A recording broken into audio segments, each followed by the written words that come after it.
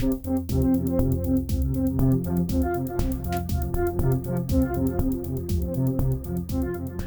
everyone, it's Elizabeth from Elpis Astrology at elpisastrology.com. Thanks for joining me today.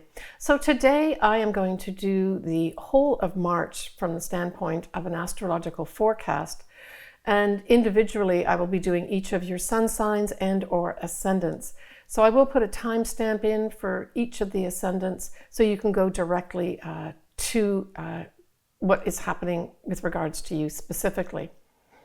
So when we look at March 2022, we can really say that there's going to be some big changes in March for sure. So that if things have been stuck for you and not moving forward, this is the month where you're actually going to be able to see that the changes are starting to happen, and they're probably going to happen pretty rapidly too. So we start off on the 2nd of March 2022 with our new moon in Pisces, and it'll be at 12 degrees Pisces, 7 minutes, at 9:34 a.m. Pacific Standard Time. We will also have Mars in Capricorn going over Venus to connect with Pluto in Capricorn. So essentially having a Mars-Venus-Pluto conjunction. This is extremely powerful. Now when we have Mars and Venus together, typically we're talking about the celestial lovers. But here I think we're talking about males and females that are in traditional institutions working to transform things. Of course, the transformation comes through Pluto. So I would say this is really intense behind the scenes efforts by those people in power in our institutions, really putting great change into place. And I would expect to actually see that in the real world. That's not just going to be, we hope it's happening type of thing, and then we hear about it later. We're actually going to hear and see announcements about things with regards to change. So we then have on the 3rd of March, this whole Venus specifically does conjunct Pluto on her own. So even though Mars is still hovering around, we now have the diplomatic Venus conjuncting with the transformation. And I thought this was more with regards to peace or peaceful type activities, diplomatic type of activities, but probably through a woman. So we may have a woman rising here that brings great diplomacy to the world, and of course specifically to other places in the world that are potentially big hotspots right now. On the 5th of March, we have the Sun conjuncting Jupiter in Pisces at 14 degrees of Pisces. Now on the 19th of March, Mercury will come up to this point too. And I think what this is going to be all about is news literally about our waters, our ocean. And I think a lot more is going to come out with this whole Jupiter in Pisces. We literally have more concern with our waters. We're going to have more things like flooding. So certainly in March, you can look out for things like that. I would, if individually you've got this prominent in your chart, literally be looking for things regarding water in your home. If there's anything that is dripping or potentially could have some kind of problems with water, I would get it resolved. This is a pretty big effect here. On the 7th of March, we have an interesting transit that's happening. And I thought this was sort of a turning point for March, even though it's just the 7th of March. We have Venus still conjuncting Mars, but it's now at 0 degrees of Aquarius. So now Venus and Mars take on a completely different hue with regards to what they mean. And I'll get to that in a second, but the important point is that this transit actually conjuncts the same degree point, 0 degrees and some minutes, Aquarius, that we had in December 2020. Where we had a whole new 20-year cycle happen or start with both Jupiter and Saturn. And this is of significance too. So this really gives, from my standpoint, it gives a buy-in. So even though the actual transit, the 20-year cycle started in December 2020, with this conjunction of Venus and Mars at the same degree point, it really now says that literally men and women joining together in humanitarian needs, humanitarian type of action, There's going to be a lot more intellectual type things going on, and I would not be surprised if we have some major scientific, not just a discovery, but scientific discoveries sort of started around the 7th of March, and I would say continuing the whole way through March as well. But this is tied into the cycle of the 20 years, so we're going to see lots of new things happening, certainly in the next 20 years with regards to science and literally outer space. Now, Pluto will reach this point on the 1st of March, 2023. And of course, then that's that slow-moving transformational energy where it more incorporates the world in what's going on. So we really have another year almost from now with regards to some real visuals of how our world has changed scientifically, intellectually, from a humanitarian standpoint, that sort of thing. So this is a process over the next year as Pluto makes his way up to that same point as well, right? So when we break down this whole Venus-Mars at 0 degrees of Aquarius, let's look at Mars first. So Mars in Aquarius is very dynamic. It can be rebellious and nervously overcharged. Mars, instead of making the action himself, in Aquarius sparks that action. And that's a little different with regards to the action Mars is going to exert as a result of this conjunction of Mars and Venus at 0 degrees of Aquarius. So he sparks that action in others. So you can expect early March and all the way through March, probably lots of rising up, literally, of the people. This is grassroots type thing. These are also intellectuals.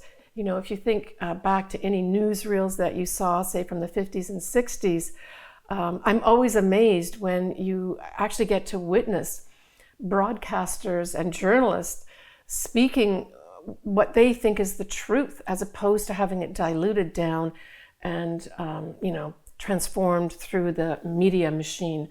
And I think we're going to see a lot more of that too, where we're going to have on-the-spot type things where people are going to start speaking the truth, and it's going to get on the airwaves to really help us understand what's going on in this world. But certainly we're going to have literally the people rising and starting to do marches.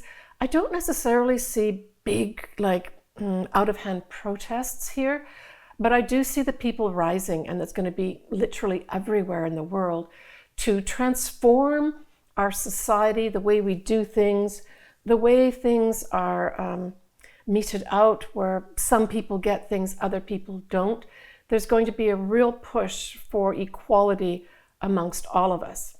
So that's Mars. When we look at Venus in Aquarius, Venus idealizes love, but she brings a mental energy along with diplomatic relations, but specifically for humanitarian needs.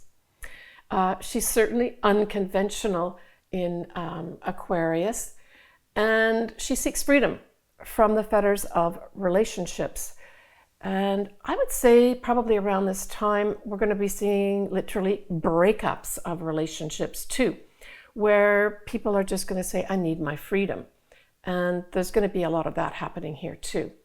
But certainly when we look at the fact that really Venus and Mars in conjunction really stayed more in Capricorn before it then went into Aquarius, I really saw this more of Venus distributing the gains, right? The gains that she got in Capricorn. Capricorn's all about rising to the top, gaining power and control, but it's also gaining the goods, the money, right? That's kind of what Venus represents.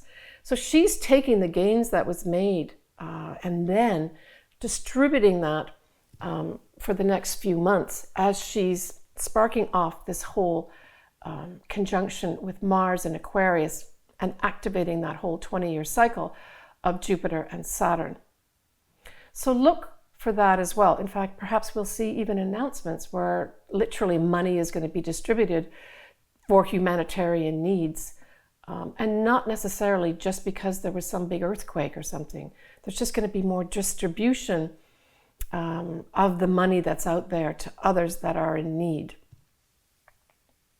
All right, So we've got the full moon that's going to be in Virgo on the 18th of March at 12:17 a.m. Pacific Daylight Time at 27 degrees of Virgo, 40 minutes. We're going to have Venus is going to be on her way to conjunct Saturn at this time, so bringing a really important diplomatic message to perhaps put something in writing in the law, to really form some kind of permanent thing with regards to diplomacy. That's what I feel here.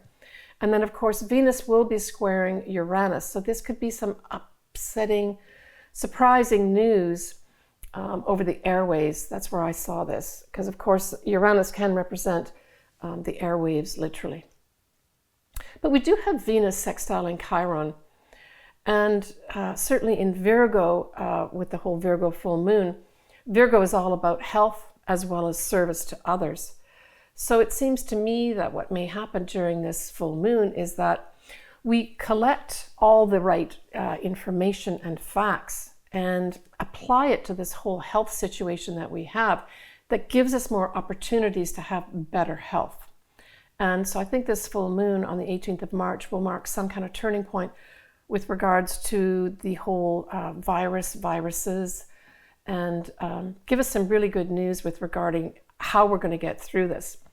We may, however, with the square, still have some other variant come in to cause continued problems in this area. So on the 21st of March, we have, certainly from an astrological standpoint, we have the beginning of the new year in astrology. I'm specifically talking about Western astrology, of course. And this is when the sun ingresses in at 0 degrees of Aries. So here we have the start of the astrological new year for Western astrologers. Happy New Year, everybody. But it also marks for you, Aries, a time of new beginnings for you as well. Now, what's interesting is this whole effect of whatever turns up in this chart at this time, of course, is going to cover the whole time period for 3 months with regards to influence.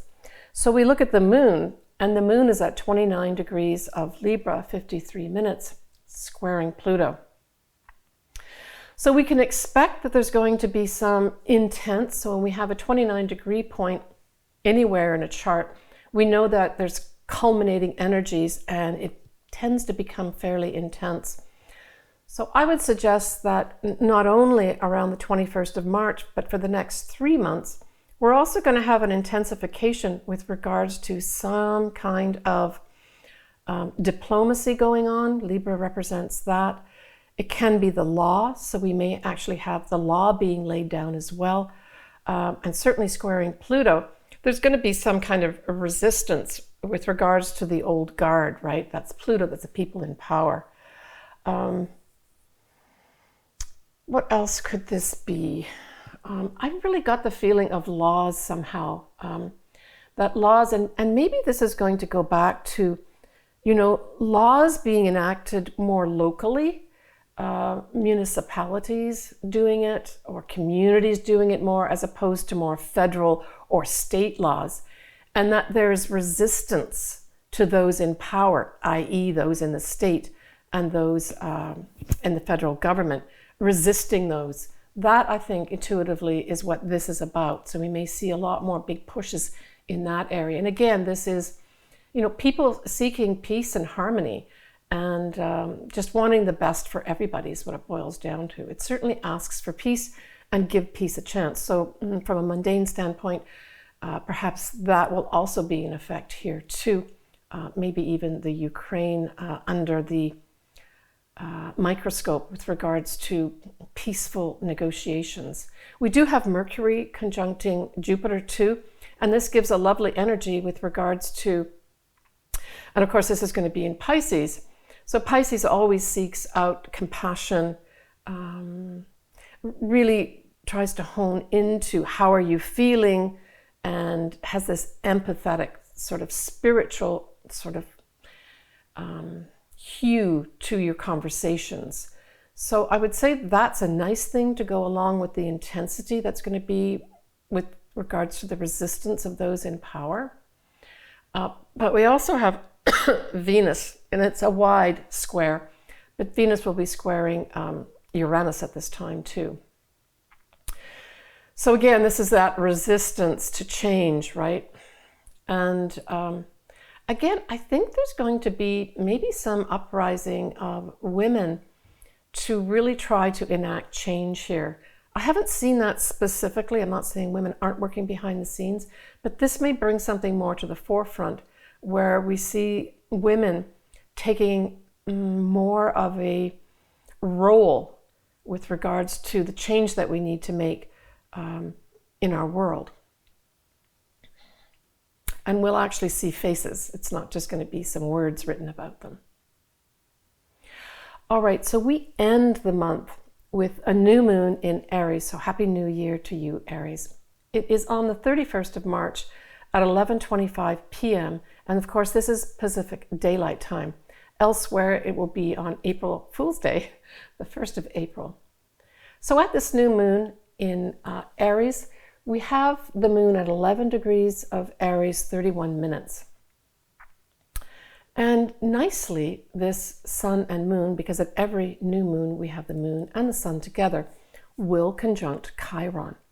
And I thought it was very appropriate that we sort of end March, and in many respects we're kind of ending a season in some ways with this conjuncting Chiron.